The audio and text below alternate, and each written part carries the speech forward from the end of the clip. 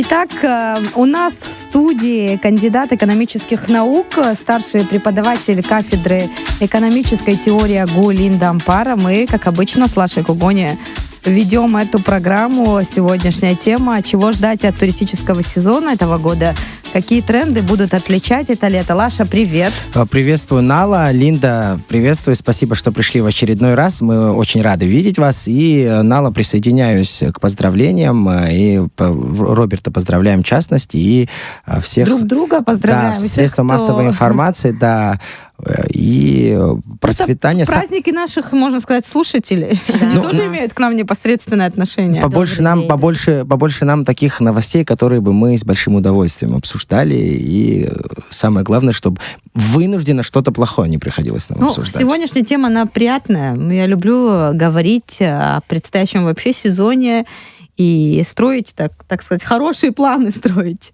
Ну, на самом деле, Линда, еще раз, если говорить про предыдущий туристический сезон, он, как мне показалось, открыл несколько новых направлений и для туристов, и неожиданно для нас.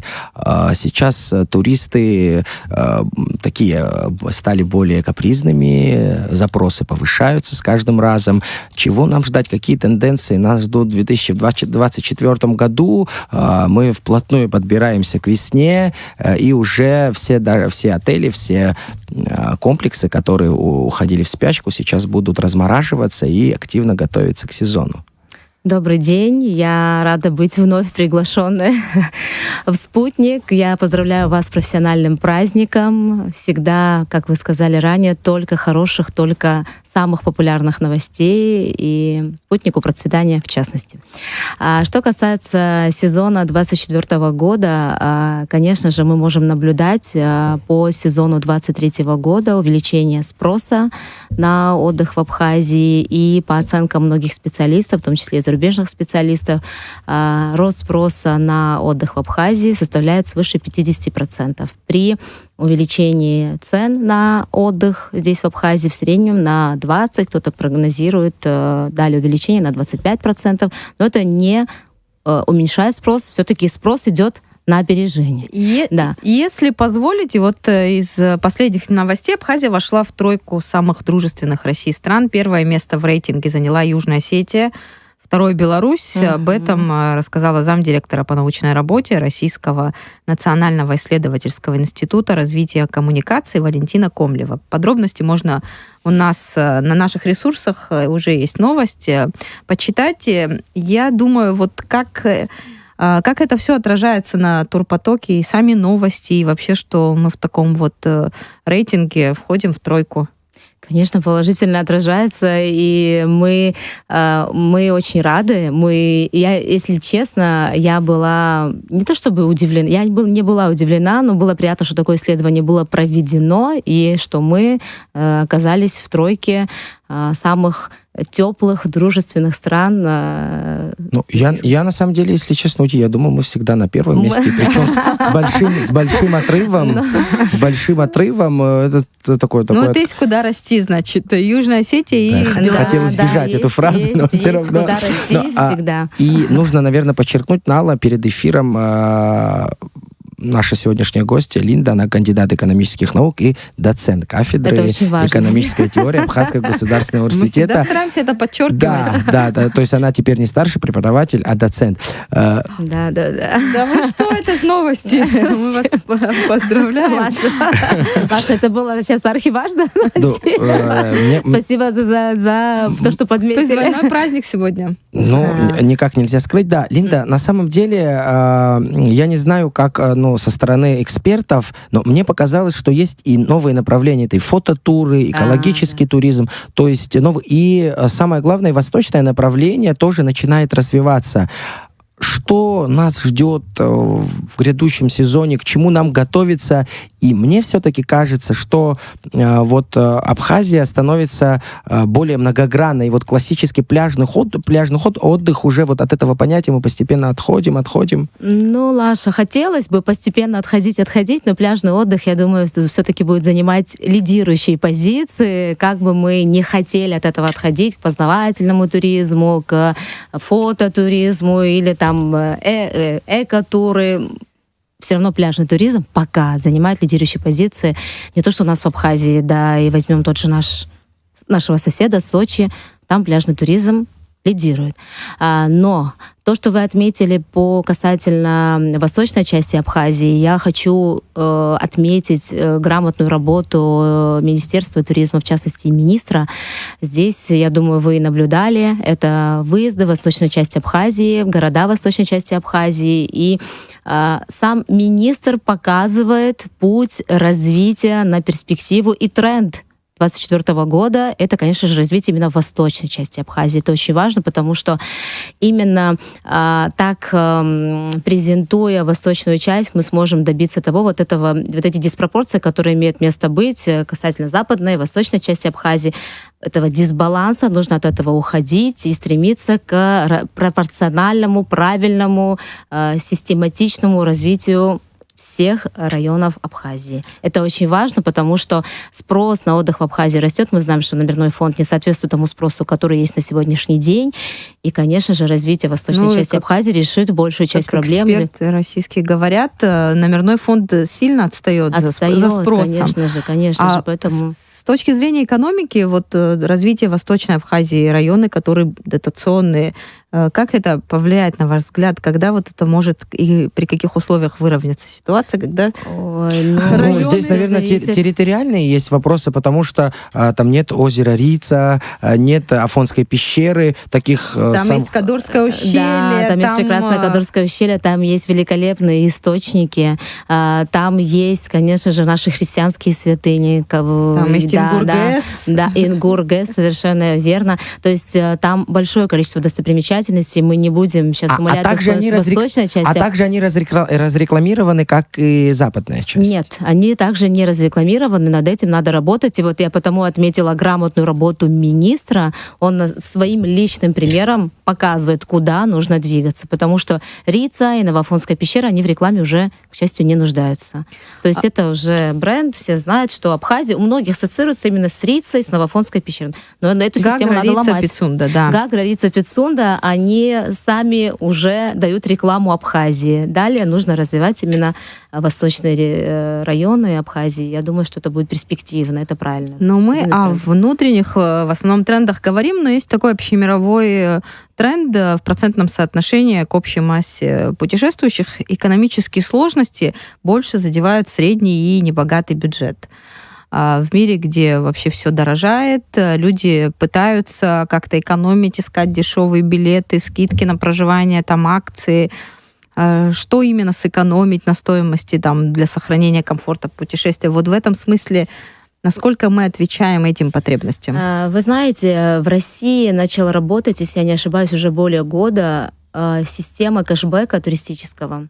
А вот мы тоже можем подумать в этом направлении и как раз-таки в развитии, но я не хочу назвать их депрессивными районами Абхазии, но все же в восточной части Абхазии можно... Интенсивно развивающиеся, можно теперь говорить. Да, то есть первое, я думаю, что можно проработать именно над туристическим кэшбэком, да, то есть если ты покупаешь тур, можем даже начать не с отдыха, а хотя бы с экскурсии, да, и какие-либо возвратные бонусы, что были для возвращающихся именно на те экскурсии, именно в восточную часть Абхазии, потому что, как мы знаем, экскурсии — это разведка, и далее уже гости, увидев, что Абхазия это не заканчивается в районе нашей столицы, да, есть очень много красоты в этой части, и это будет иметь такой, знаете, очень хороший эффект распространения уже по всему району, по всей восточной. Экскурсия — это разведка, очень интересная фраза.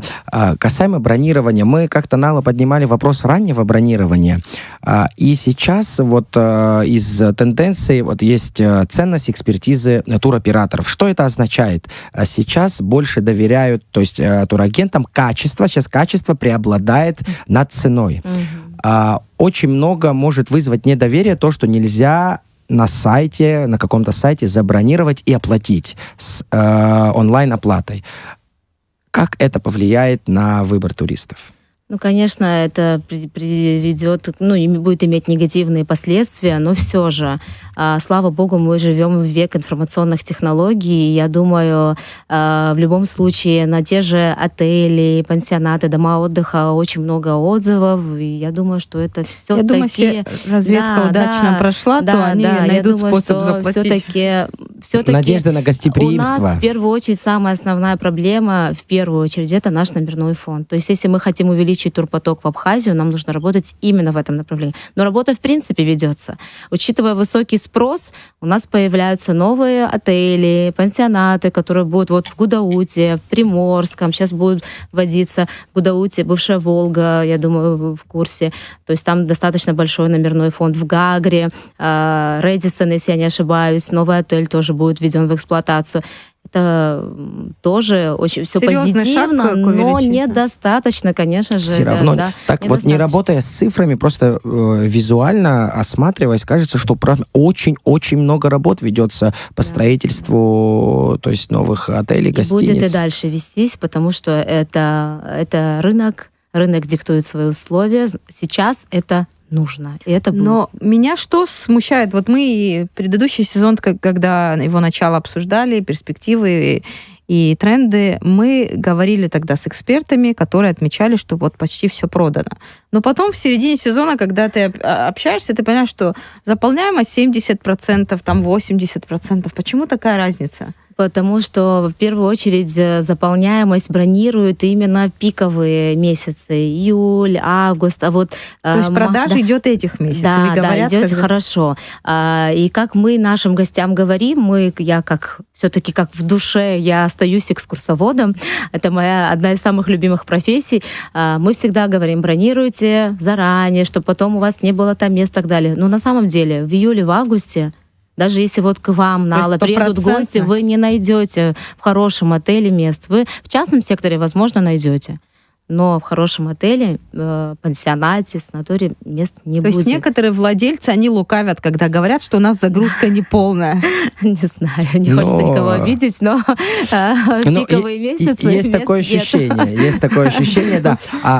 Немного поговорим о частном секторе. Линда, скажите, в прошлом сезоне на частный сектор большой был спрос, и сейчас, например, частные предприниматели, им легче, то есть, классическая история, когда есть какая-то квартира, которая ремонтируется со свежим ремонтом и сдается.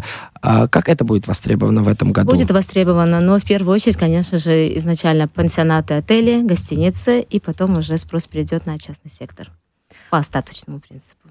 Но я сейчас тоже так не хочу ставить это клеймо на частном секторе. У них тоже есть свои клиенты, которые из года в год к ним приезжают. Если абстрагироваться от этого спроса, а вот в общем, сначала же, конечно же, заполняются пансионаты, отели, гостиницы, потом уже... Это другой вообще, мне кажется, ценовой сегмент. Да. Но все же спрос в первую очередь на отели и качественный отдых, как вы подметили. В первую очередь. И нужно в этом плане не бояться ничего, улучшать качество обслуживания и повышать цены. Сейчас даже такая тенденция, даже в прошлом году наблюдалось, что некоторые туристы, они уменьшали количество дней отдыха, чтобы выбрать более качественно. И сейчас в этом году у нас не хватает отелей повышенного класса. Да. Как это скажется? Может ли конкурентоспособность увеличиться, или же среднему классу нужно будет подтягиваться? Вы знаете, я считаю, что спрос на хороший отдых будет. Но отели, мы недавно были на мероприятии, которое было организовано в Сочи, там собирались ательеры, и все в один голос говорили, нужно переходить в новую категорию, 5 звезд, и не бояться увеличения цен, потому что спрос огромный. То есть 3-4 звезды не такой высокий спрос. Почему сейчас такая переориентация происходит? Такая переориентация происходит, потому что те, кто привык отдыхать в дорогих отелях, на том же Западе, не побоимся этого сказать, у них нет иного выбора. Конечно же, они едут, посещают наши родные отели, родные пансионаты, как в рамках России, так и в Абхазию тоже могут приехать. Конечно, к сожалению, в Абхазии такого уровня отелей, возможно, нет, как и в Сочи на Красной Поляне. И потому они привыкли к к дорогому, к хорошему отдыху, и они хотят таких же, и они согласны за это платить. Ну, на самом деле, если говорить, ставить пример Красную Поляну, то есть невероятные вложения. И сейчас, если известно всем, что не хватает номерного фонда, существует ли поддержка среднего бизнеса, вообще, в принципе, поддержка бизнеса для строительства, какие-то долгосрочные кредитования и прочие вещи? В России есть, да. Даже... Нам интересно у нас. В России, понятно. Можем порадоваться за них. У них даже отменили. Да, я знаю, что вот буквально, когда началась даже пандемия, президент отменил НДС. Это когда такая как ставка НДС в России была 20%, то есть именно в туристической сфере НДС, данный налог был отменен. Будем надеяться, что мы всецело поддерживаем. Я думаю, многие граждане Абхазии, которые имеют двойное гражданство, поддерживают Путина. Я надеюсь, что наше правительство в этом вопросе тоже поддержит программу Путина и отменит НДС и в нашей сфере, в туристической, потому что это тоже является сдерживающим фактором. И касательно вашего вопроса по поводу долгосрочных кредитов и прочей поддержки, к сожалению, я таких программ не знаю. Пока далекая мечта. Может быть, они какие-то есть, но я о них... Бюджет-то уже приняли, НДС заложен в бюджете. Да, это на перспективу. Один из основных видов налогов, с которого формируется вообще бюджет. Но в условиях, когда в России активно внутренний туризм развивается, и какие-то государственные программы на развитие внутреннего туризма, и про кэшбэк, и Восток, Дальний Восток сейчас набирает популярность. В этих условиях какие у вас ожидания вообще? Приедут к нам все-таки те, кто собирается? Но тот, кто хочет приехать в Абхазию, не поедет на Дальний Восток.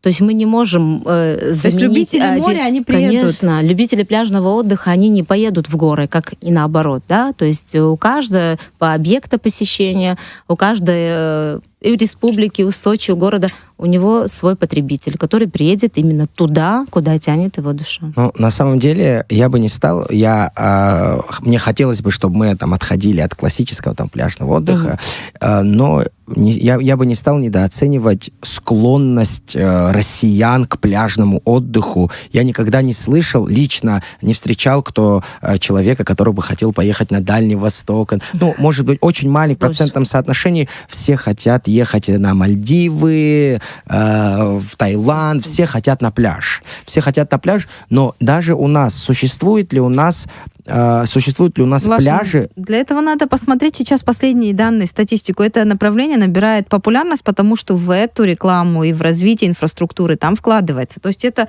такая серьезная конкуренция Мальдивам. Существуют ли у нас такие пляжи, как на Мальдивах? Ой, мне кажется, у нас лучше. Правильно, у нас лучше. Я специально этот вопрос задал. Вот возвращаясь к восточной части Абхазии, я могу отметить, там можно разработать прекрасную программу именно сельского туризма. Вот об этом тоже хотелось бы поговорить. Это тоже можно обозначить одним из важных трендов 2024 года, потому что если над этим уже работать, наверное, поздновато, потому что все уже на носу сезон, на будущее можно иметь в виду, потому что многие живут в мегаполисах, они устали от своих городов. А как вы понимаете, расстояние от пляжа до... Я сама родом из села Калдахвара до Калдахвары, там 15 минут езды. То есть люди далеки от вот этой загазованности, цивилизации, они хотят отдыха для души. Я думаю, что в этом плане тоже можно Где, как поработать. не у нас, отдых для души. Да, да. На самом деле, даже если в черте города посмотреть, есть какие-то промежутки, отрезки именно песочного пляжа, на которых еще практически ничего нет. А тот же Таиланд или Мальдивы, что это, если не отдых в деревне? Красивой, хорошо обставленной деревне. Там уже сервис, другого уровня. Сервис, качество услуг, уровень этих услуг. Но опять же мы упираемся в инвестиции. Это, понимаете, это круг, к которому вот возвращаешься, потому что нужны большие вложения, нужны большие инвестиции, и вот в привязке к рублю, учитывая то, что у нас своей валюты нет, у нас возникают определенные сложности. Мне кажется, еще один очень важный тренд, который и в этом году будет набирать популярность, это автопутешествия. И мы видим, что происходит уже летом на наших дорогах. Пробки, отсутствие парковки. Даже на самых таких знаменитых туристических объектах уже не развернешься. Даже иногда нет желания к в пик сезона куда-то ездить по таким маршрутам. Что в этих условиях делать? Тренд-то будет, он никуда не денется. Вы знаете, в первую очередь нужно упорядочить наших гостей и вот в этих объектах посещения, возьмем узколокальное озеро Рица. Вы не представляете, что там происходит там, правда, летом. узко. Да, узко и в прямом и переносном смысле. Гости паркуются как попало. Просто паркуются как попало, и нет парковочных мест. Возникают пробки в первую очередь из-за этого. Даже не из-за огромного количества. Если все их упорядочить, я думаю, что можно было бы избавиться от 50% проблем с большим количеством автотранспорта. То есть они паркуются как попало, им понравилось здесь, они поставили машину и пошли гулять по озеру. А приехал экскурсионный автобус, где сидит 60 человек, ему негде припарковаться, и возникает пробка. Таких проблем было много, и каждый сезон, несмотря на то, что сотрудники ГАИ тоже работают в усиленном режиме, но учитывая это количество машин и нехватку сотрудников ГАИ, не всегда получается решить проблему.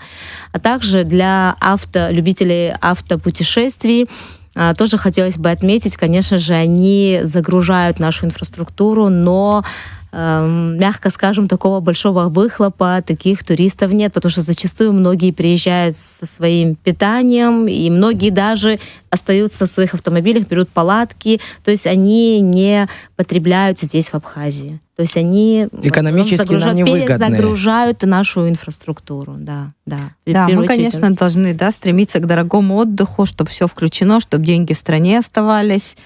И у нас нет автокемпингов организованных, правильных. Это тоже касательно вопроса безопасного отдыха здесь. То есть это должно все быть упорядочено, должно быть все аккуратно организовано.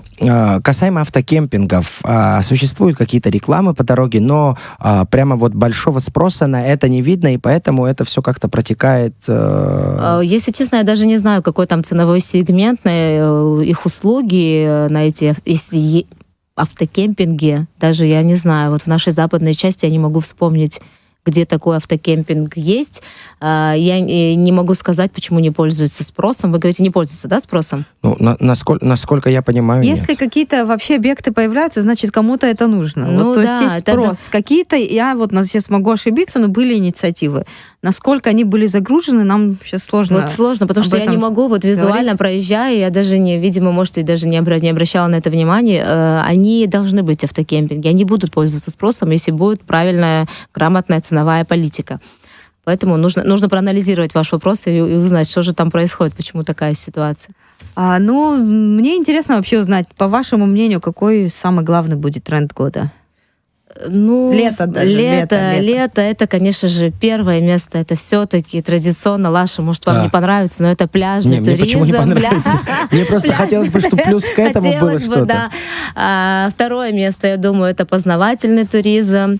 Я надеюсь, что сельский туризм будет набирать обороты. И, конечно же, оздоровительный туризм. Мы сегодня не коснулись в рамках нашего разговора, но наши источники, к сожалению, мы пока можем похвастаться только наличием этих источников, а не рядом дополнительных услуг, которые там могли бы оказываться на перспективу, если не касаться пансионатов. И серьезной инфраструктуры вокруг вообще. Да, совершенно верно. Кстати, по неофициальным данным, строительство некоторых, то есть инфраструктура там налаживается вокруг источников. Будем надеяться в ближайшем будущем, потому что иной раз, там не хочется говорить о негативном, приезжаешь, и такое удручающее состояние. Вода у нас великолепная, инфраструктура в ужасном состоянии, все санузлы платные, несмотря на то, что вход туда платный, они в ужасном состоянии, переодевалки и прочее. Не будем о печальном. Казалось бы, минимум. Да, минимум. И пляжи тоже возьмем, да. Не хватает переодевалок тоже катастрофически. Из таких, казалось бы, мелочей общее впечатление. Дьявол в деталях, как говорится, складывается общее впечатление нашей прекрасной республики. Есть повод поговорить в следующих наших выпусках про оздоровительный туризм. Давно мы об этом не говорили. Что изменилось вообще за последнее время? Обязательно к этой теме мы подготовимся. Да, спасибо, дорогие друзья. У нас в гостях сегодня была кандидат экономических наук, доцент кафедры экономической теории Абхазского государственного университета, эксперт в сфере туризма Линда Ампар. Сегодня мы с ней обсудили новые тенденции, которые нас ждут в туристическом сезоне 2024 года. Эту программу для вас провели Нала Мукба и Лаша Кугоня. До новых встреч. Всего доброго.